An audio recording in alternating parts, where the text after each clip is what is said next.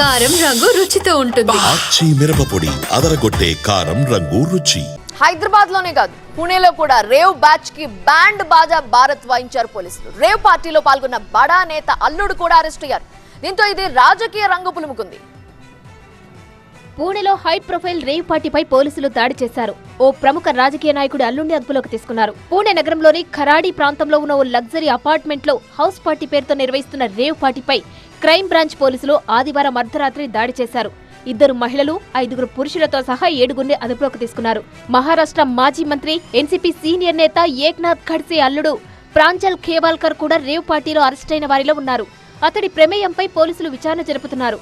పార్టీలో మత్తు పదార్థాలు, హుక్కా సెట్లు, విదేశీ మద్యం విచ్చలవిడిగా వినియోగించారని పోలీసులు తెలిపారు. నిషేధిత మత్తు పదార్థాలు, విదేశీ మద్యం బాటిళ్లు, హుక్కా సెట్లను సీజ్ చేశారు పోలీసులు. పార్టీకి వచ్చిన వారిలో కొందరు పోలీసుల కళ్లు కప్పి పరారయ్యారు.